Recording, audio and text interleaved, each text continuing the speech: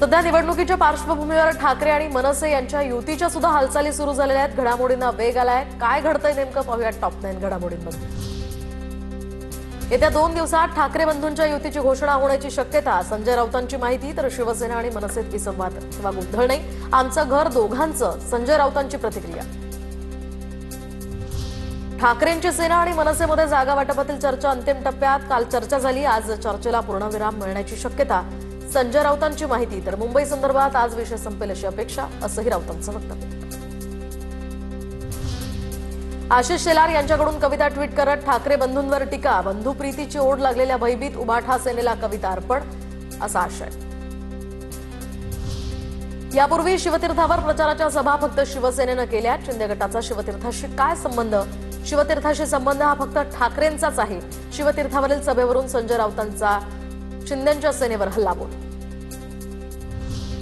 उद्धव ठाकरे शिवतीर्थावर जाऊन जिम्मा खेळून आले, तरी शिवतीर्थावरील चाफाना बोलेना ना चालेना। शेलारांची उद्धव ठाकरेंवर टीका तर उद्धव ठाकरे आमच्या सोबत होते तेव्हा सुद्धा आम्ही मातोश्रीवर जायचो, आता उद्धव ठाकरे दुसऱ्याच्या घरी जातात। आशिष शेलार यांची बोचरी टीका।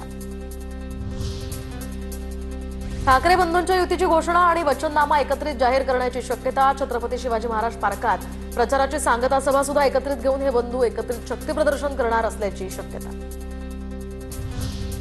नवाब मलिकांचा पाठिंबा भाजपला चालतो, पण नवाब मलिक चालत नाही। भाजपची ही दांभिकता आहे, अंबादास दानवेंची भाजपवर टीका।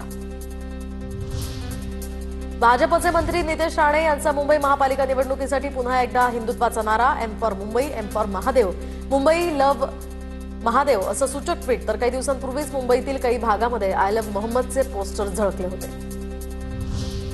मुंबईमध्ये राष्ट्रवादी काँग्रेस शरदचंद्र पवार गट ठाकरे बंधूंसोबत जाणार। सूत्रांची माहिती तर युतीसाठी शरद पवार पक्षातील स्थानिक नेते सुद्धा अनुकूल असल्याची माहिती।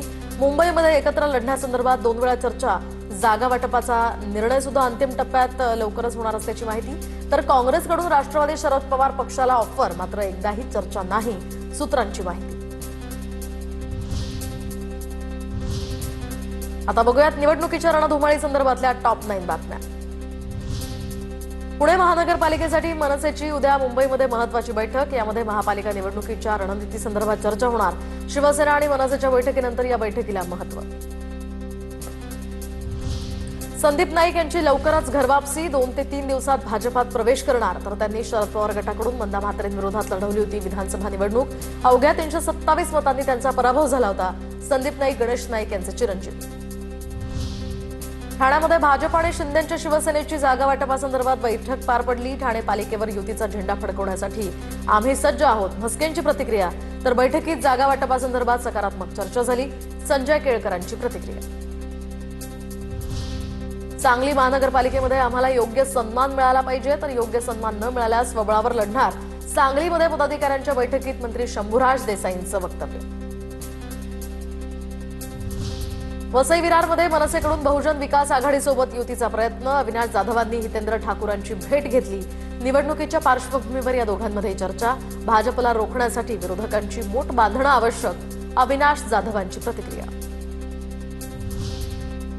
पुण्यात भाजपच्या 40 माजी नगरसेवकांचा पत्ता कट होणार। प्रभाग रचना आरक्षण आणि अकार्यक्षमतेचा माजी नगरसेवकांना हा फटका। अजित पवारांनी शुक्रवारी मुंबईमध्ये तातडीची बैठक बोलावली। सूत्रांची माहिती तर पुणे शहरातील प्रमुख पदाधिकाऱ्यांना बैठकीला बोलावलं। पुणे महानगरपालिकेच्या निवडणुकीसंदर्भात निर्णय जाहीर करण्याची ही शक्यता। आम आदमी पार्टी पुणे महापालिका निवडणूक लढवणार। आपकडून निवडणुकीसाठी 25 उमेदवारांची पहिली यादी जाहीर। तर आप पुणे महानगरपालिकेच्या सर्व जागांवर उमेदवार देण्याची सुद्धा शक्यता। मंत्री संजय शिरसाट यांच्याकडून एमआयएमचं पतंग हे निवडणूक चिन्ह गोठवण्याची मागणी। निवडणूक आयोगाकडे ही मागणी केली आहे। मकर संक्रांतीच्या वेळी उडवल्या जाणाऱ्या पतंगांमुळे मतदारांवर अप्रत्यक्षपणे प्रभाव पाडण्याचा शिरसाटांकडून दावा।